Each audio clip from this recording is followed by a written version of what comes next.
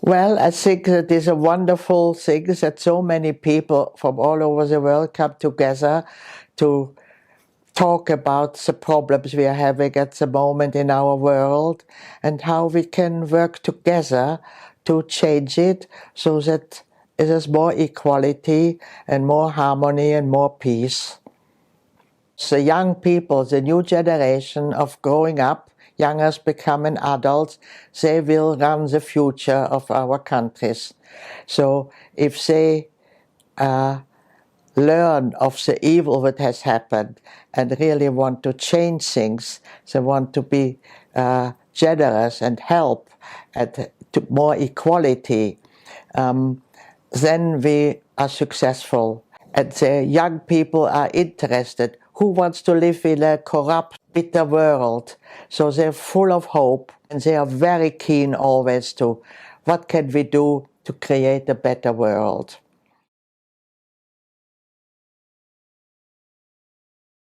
I was born in Vienna in 1929, so in between the two wars, the situation was already kind of unsure, and so people wanted to really enjoy their life as long as it's still possible. I had an older brother, we had an extended family, all living near us. We had made outings. The weekend in winter we went skiing. There was a little mountain where we always used to go. We were a lovely, lovely family. We loved music and art, but this wonderful life stopped for us in 1938 when the Nazis, completely unexpected, marched into Austria. My best friend was a Catholic girl, and after school, I was on the way home, we walked.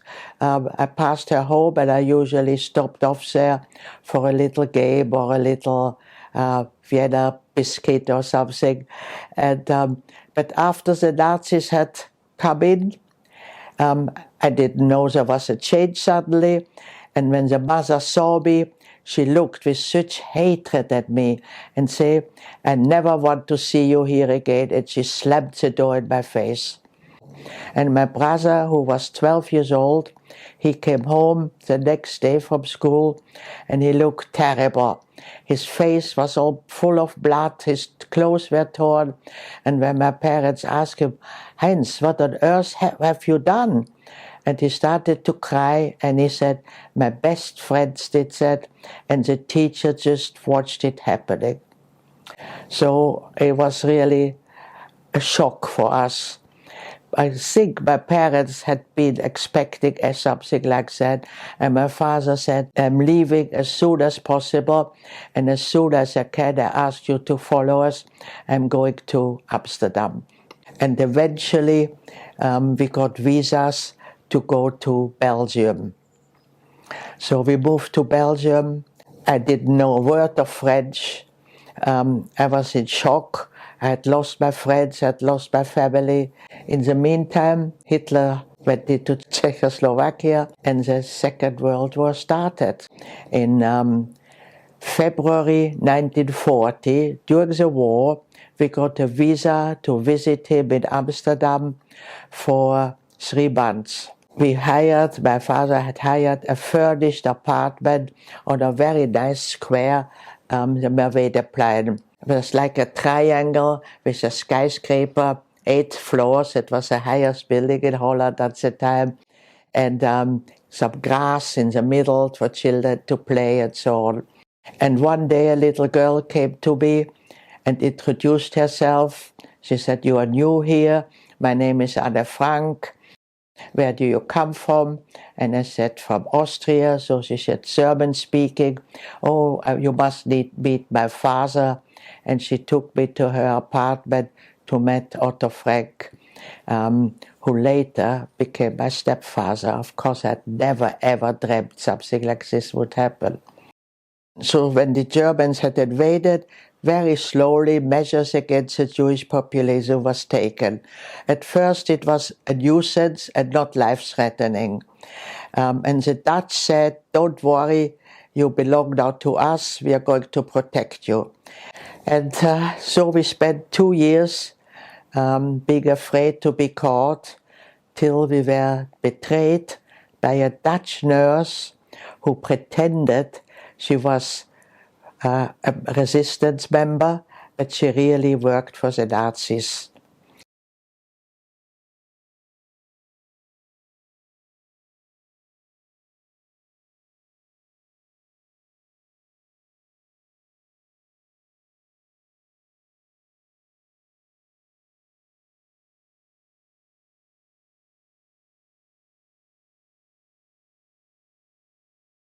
So of course, we became refugees, which I didn't even know the name at the time. It was something which was unknown to us children. And in Belgium, it was really we were really not welcome. In Holland, it was much better. The Dutch were much more open for international people and so on. And there were already quite a lot of refugees from Germany. So obviously they had accepted quite a few people. And and I must say, I do compare it with what is happening now, or not only now, already for many, many years. There are wars being fought in different countries by the Western countries, which is really completely unacceptable. And then people have no living, are persecuted, and try to find somewhere in the world a safe haven where they can bring up their families. And again, many, many countries don't want to take any refugees. And those are usually the brave people, the people who have ideas how they can manage in a different country. And if we look through history, most refugees in different countries over the years have done extremely well.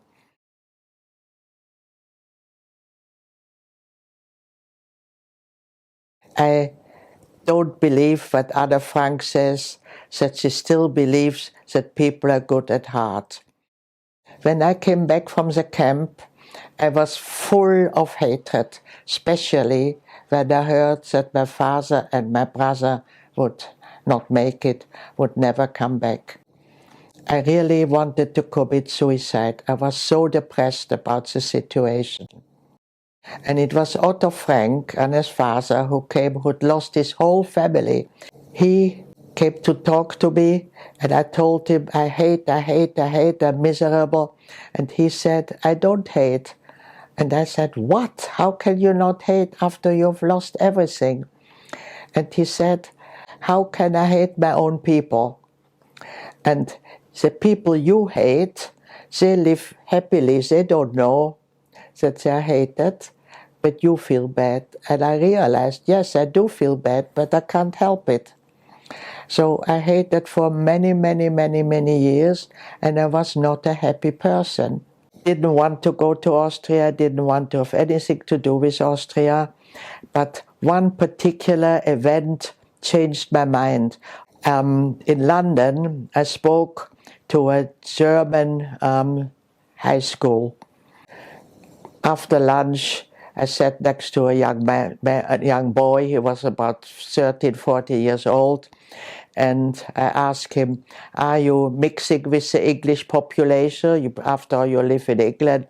And he said, well, not really. But the only time we mix with the English kids is when we play football. And then he started to cry. And I said, what's the matter? Did I say anything which hurt you? He said, you know, when we play football, they still call us the Nazis. And I'm not a Nazi, he said. I haven't done any harm. I don't know why they do that. And I felt really sorry for this young boy. And I realized, you know, how can I still have prejudice against two new generations of people who had nothing to do with the 30s and the 40s? But nevertheless, the young people, I think, are very, very sorry what has happened.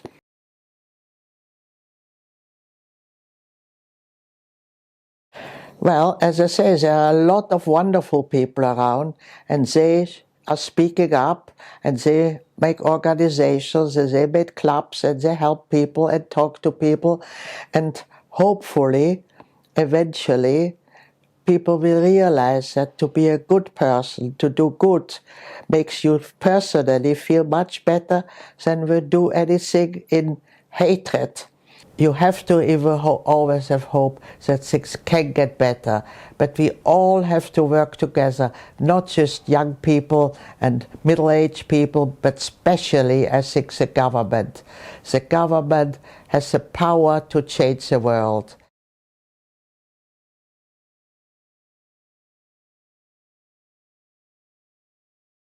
This is a book I wrote so that my brother is not forgotten in this world. My father promised him that he will be remembered for what he has achieved in his short life. Everything you do leaves something behind. Nothing gets lost. All the good you have accomplished will continue in the lives of the person you have touched. It will make a difference to someone somewhere, sometimes. Your achievements will be carried on. Everything is connected like a chain that cannot be broken.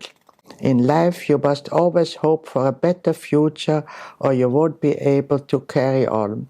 Like a mountain climber who does not surrender to the treacherous cliffs on the right and left, one should move forward and keep climbing.